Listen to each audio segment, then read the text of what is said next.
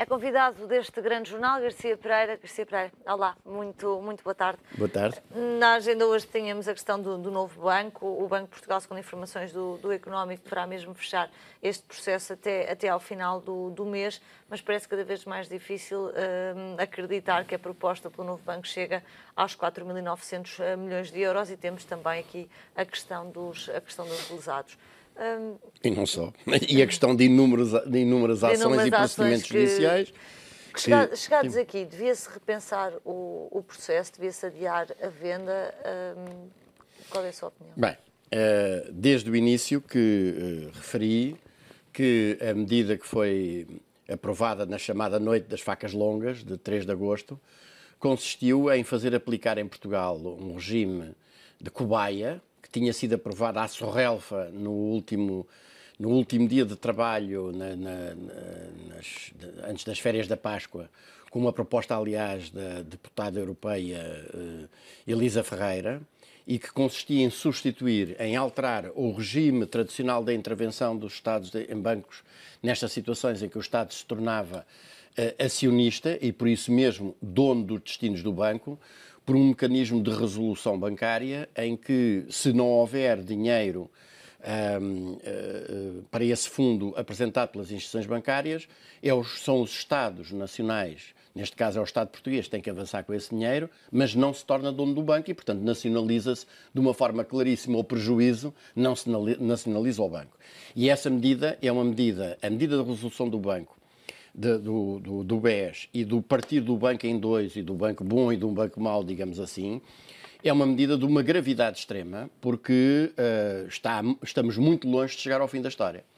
Por um lado, só no novo banco já vão qualquer coisa como 7,9 mil milhões de euros, entre os 3 mil milhões que o Sr. Draghi exigiu que fossem pagos, que era a dívida do BES ao Banco Central Europeu naquela noite, mais aquilo que teve de ser introduzido no banco para a capitalização do banco.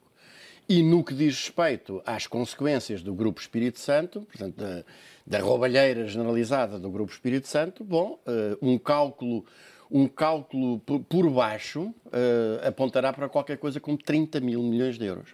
Ora, esta medida de resolução, por outro lado, levantou logo, e eu também na altura, aliás, exatamente aqui neste programa, tive a oportunidade de salientar que a medida de pegar numa coisa que tem aspectos positivos e aspectos negativos, tem aspectos bons e aspectos maus, e, digamos, parti-la e deixar os maus todos de um lado e os bons todos do outro, era suscetível de ser impugnada por várias razões. Por um lado, no que dizia respeito às participações no banco de empresas que estavam sob intervenção judicial, designadamente no Luxemburgo, porque isso significava que, se o juiz do processo de proteção de credores, de insolvência, digamos assim, entender que isso é uma medida que devia ter sido judicialmente autorizada e não foi, isso significa a nulidade desse ato. Por outro lado, os próprios titulares de partes sociais, e designadamente aqueles que, fiando-se nas informações do Banco de Portugal, no panfleto aprovado pela CMVM e pelas declarações públicas do Presidente da República, Cavaco Silva, participaram naquele aumento de capital. Pois, agora dizer-se a essas pessoas que num dia eram titulares disto e agora deixaram de o ser, pois naturalmente vai dar um conjunto de processos judiciais que vai ter consequências no futuro. E a questão é esta, é que ninguém acredita que qualquer destes interessados na compra do vá assumir qualquer custo de litigância. Isso não é política e económica, isto é, seguramente que foi posto como condição que, se a posteriori vier a haver desfechos judiciais que impliquem pagamentos de indemnizações, de quantias em milhões e milhões de euros, terá de ser o Estado português a assumir. No final da Comissão Parlamentar de Inquérito foi produzido o habitual relatório e há algum tempo atrás faziam-se as contas àquilo que era o impacto sistémico que a resolução tinha tido no resto do setor financeiro, e concluía-se que nenhum, quando se olha para os rácios de capital, e o relatório da Comissão Parlamentar de Inquérito dizia, inclusivamente, que de todas as medidas que estavam em cima da mesa, portanto, a nacionalização, a recapitalização ou recapitalização pública, a recapitalização privada e a resolução, que de todas as medidas esta era aquela que tinha menos custos para os contribuintes. Face àquilo que acaba de me dizer, é cedo, provavelmente, para se saber qual é que era a medida, ou a liquidação, falta-me essa, qual é que era a medida que de facto não teria aqui custos. Ainda é cedo, provavelmente. Não, eu julgo que essa conclusão da Comissão de Inquérito é completamente errada. E é preciso assinalar o seguinte: a única solução que podia ter sido tomada na altura era a nacionalização, não apenas do banco, como todas as empresas do grupo, que foi aquilo que eu defendi. Não o tendo sido feito, o que se vai passar é a nacionalização do prejuízo, e a nacionalização do prejuízo do banco e a nacionalização dos prejuízos do grupo. E, portanto, nós teremos aqui numa história BPN parte 2, mas em dimensão muitíssimo maior, porque no BPN, até agora que se saiba, também é preciso dizer isto, o que até agora apareceu não é a totalidade do que vai aparecer, visto que há também compromissos e encargos que se vão bater no futuro. Mas já lá vai para perto de 8 mil milhões de euros. E aqui nós estamos a falar em qualquer coisa perto de 40 mil milhões de euros, pelo menos. E portanto, isto é uma coisa absolutamente escandalosa. E eu acho que, ao mesmo tempo, é escandaloso que, no quadro de uma situação desta dimensão, se esteja a pretender empurrar pessoas que foram levadas a colocar os dinheiros das poupanças toda a sua vida, como os lesados do BES e, designadamente, os lesados imigrantes que ontem estiveram presentes numa manifestação. Exatamente, é preciso compreender que aquelas pessoas ficaram, depois de uma vida inteira a fazer sacrifícios, ficaram de um momento para o outro sem meio de sustento. E as soluções que têm sido apresentadas são, obviamente, soluções provocatórias. E de quem é a responsabilidade do problema dos lesados do BES? É do BES ou é de facto quem decidiu este modelo? Dos dois. Evidentemente que, por um lado, há a aldrabice de convencer clientes. Isto é, nós estamos a falar de pessoas, de uma forma geral, pessoas bastante modestas, a quem, e ouvimos ontem alguns relatos desses, a quem uma pessoa, por exemplo, tinha 100 ou 150 ou 200 mil euros, que eram um produto de todas as poupanças de uma vida inteira, colocados, por exemplo, na Caixa Geral de Depósitos, e que são aliciados a colocar, dizendo que é bom, que é um depósito mais bem remunerado. E, de repente, volta-se para estas pessoas e diz: você agora vai receber apenas 60%, a não sei quantos anos de distância, em obrigações.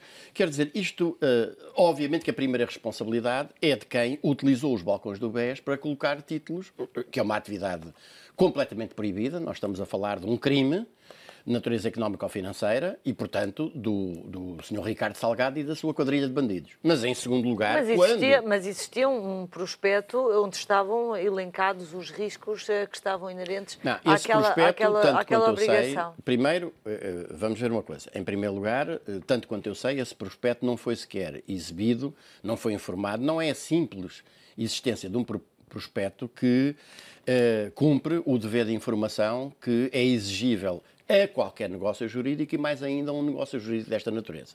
Portanto, não é porque há um papel que diz, a certa altura, lá no meio das entrelinhas, qualquer coisa como risco. Em segundo lugar, em grande parte dos casos, pelo menos, e uma série deles que eu conheço, esse prospecto, pura e simplesmente, não foi sequer exibido. As pessoas foram aliciadas a passe o dinheiro para aqui, que fica num depósito e vai ser mais bem remunerado. E, portanto, a primeira responsabilidade é da quadrilha que faz isto. A segunda responsabilidade é da quadrilha que, perante uma situação destas, não atua e, mais, não só não atua, como faz crer a outros potenciais clientes e a outros potenciais acionistas que a situação do banco é sólida e que não há nenhum problema, digamos, do ponto de vista da sua exposição às empresas do grupo. E aqui inclui-se o Governador do Banco de Portugal, o Presidente da República, a Ministra das Finanças, o próprio responsável da CMVM. E, portanto, temos aqui uma responsabilidade partilhada. Estas pessoas é que não podem deixar de ficar, não podem ser deixadas, abandonadas e ficar sem solução para aquilo que é um confisco das poupanças de uma vida inteira.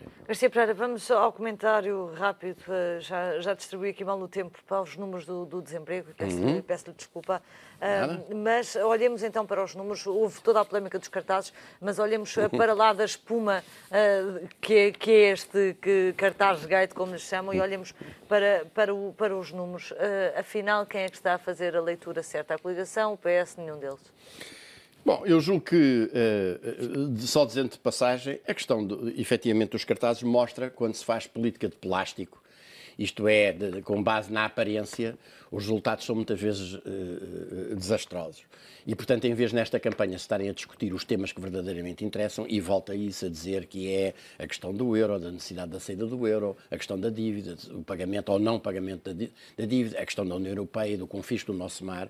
Nós andamos neste momento a discutir se o senhor de bigode do cartaz tal é ou não é uma pessoa naquelas circunstâncias, e agora o PSD também é melhor estar calado também nesta matéria, porque também, pelos vistos, também tem telhados de vidro, e já se descobriu que num outro cartaz sobre as exportações também foi a um banco de dados de fotografias, e, portanto, está-se a discutir completamente ao lado dos problemas. Quanto ao desemprego, eu acho que, fundamentalmente, há uma manipulação grosseira dos dados do desemprego por parte dos partidos do governo. E eu acho que isso merece a pena ser desmontado. Eu trouxe comigo alguns dados que tive, entretanto, a recolher. E, portanto, começar por chamar... Portanto, a teoria do governo é que, de acordo com os últimos dados do Instituto Nacional de Estatística, reportados ao final do segundo trimestre, portanto, de junho de 2015, a taxa de desemprego teria descido para 11,9% e o número de desempregados seriam 620.400. Bom, eu começaria por levantar aqui uma questão. É muito curioso que, no período em que precisamente o Governo se gaba de ter criado qualquer coisa como 175 mil empregos, ou seja, o período entre janeiro de 2013 e abril de 2015, a verdade é que o número total da população empregada baixou de 4.893.000 para 4.458.000, ou seja, houve 434.000 empregos que foram destruídos. E, portanto, a primeira pista para nós nos questionarmos sobre o que é uma estatística que quer dar a ideia de que a situação do emprego está muito melhor, como é que pode estar muito melhor se em 2 anos e tal há quase meio milhão de empregos que são destruídos. Segundo lugar, é preciso dizer que... Também nesse número estarão reformas e pessoas que emigram e, portanto, não Sim, exatamente mas a verdade é que... Pois, já lá vamos. Mas é que o número de pessoas que se reformaram, o número de pessoas que faleceram e o número de pessoas que terão emigrado não explica sequer 1/3 deste número. É muito menos do que 1/3. Vou-lhe pedir concluir, se é para Sim, senhor. Desculpa. Depois, se nós formos ver essas estatísticas, nós verificamos que dessas estatísticas oficiais não incluem os inativos disponíveis, ou seja, os desempregados que não procuram emprego e logo estão fora desta estatística. O subemprego a tempo parcial, ou seja, as pessoas que se viram forçadas a aceitar um pescato, um emprego a tempo parcial, por não encontrar nenhum emprego a tempo total, e ainda os chamados inativos ocupados, que é uma das grandes criações deste governo, que são aquelas pessoas que estão temporariamente a frequentar um curso ou uma ação de formação profissional ou a cumprir um estágio profissional. Estas categorias de pessoas, respectivamente reportadas ao mesmo mês de junho, são qualquer coisa como 242.900 de inativos disponíveis, 242.800 de subemprego visível e 155.892 de inativos ocupados neste tipo de ocupação, digamos assim. O que significa qualquer coisa como mais de 641 mil reais desempregados que estão fora das estatísticas do desemprego. E, portanto, se nós somarmos isto ao número oficial, nós temos um número de 1.260.000 desempregados, que é aquele que corresponde à realidade do desemprego em Portugal. Marcia Pereira, muito rapidamente, ainda há tempo para lhe perguntar. A verdade é que o PS questiona justamente a forma de contabilizar os desempregados e os estágios profissionais e esse tipo tem razão. E esse tipo de subemprego. Tem razão. Mas o método não mudou de quando a taxa de desemprego era calculada com governos do Partido Socialista. Pois não, mas isso era o que, se eu tivesse tempo, iria dizer, aproveito para dizer, que esta técnica, de facto, já existia nos governos Sócrates, como existia outra que eu não posso deixar de referir, se me permitir. É apenas num minuto. Mas aquilo que mudou foi o aumento gigantesco de trabalhadores dos chamados inativos ocupados, porque, na verdade, aqui há uns 4 anos atrás, eles andavam na ordem dos 40 mil, e agora nós já tivemos 170 mil e estamos neste momento perto dos 160 mil. E, portanto, com base nisto, abate-se uma parcela destas à realidade do desemprego. Agora, se nós, em vez de falarmos nos dados do Instituto Nacional de Estatística, que é preciso dizer que atinge aqueles dados a partir de um inquérito a uma amostra da população que se considere suficientemente representativa, com toda a falibilidade que tem este critério. Considera-se que aquela amostra é representativa, mas não é um inquérito a toda a população portuguesa. Mas, se nós formos agora aos dados do chamado desemprego registado, isto é, com base nas inscrições nos centros de emprego, que é o critério do Instituto de Emprego e Formação Profissional, nós encontramos estes dados muito curiosos. No dia 1 de janeiro de 2015, estavam inscritos no conjunto dos centros de emprego 598.581 desempregados. Durante o período de 1 de janeiro de 2015 a 30 de junho, inscreveram-se mais desempregados, 340.733. E obtiveram colocação, isto é, foram colocados que obtiveram emprego, 64.565. Se nós pegarmos em 598.581, somarmos os mais 340.733 e retirarmos os 64.565, isto dá 874.749. Todavia, nas estatísticas oficiais, na informação mensal do mercado de emprego, estão lá 536.656. Ou seja, o Instituto de Emprego e Formação Profissional voltou à técnica já utilizada no tempo de Sócrates, de, em determinados períodos cirúrgicos, são aqueles que contam para a estatística, fazer apagões cirúrgicos e que, neste caso, é um número gigantesco de 338.093 que desaparecem nestes apagões. E, quanto a isto, há que dizer que o número de pessoas que podem ter falecido, o número de pessoas que podem ter emigrado, o número de pessoas que se podem ter reformado não chegam sequer a 100.000. E, portanto, há aqui, outra vez, outra habilidade e outra manipulação que é típica, de facto, de quem está convencido que uma mentira 1000 vezes repetida, como dizia o Goebbels, se acabar por tornar verdade. Mas está completamente enganado. Garcia Pereira, muito obrigada pelo comentário. Comentário ao desemprego e também à venda do novo banco, a fechar esta primeira parte do Grande Jornal. Até já.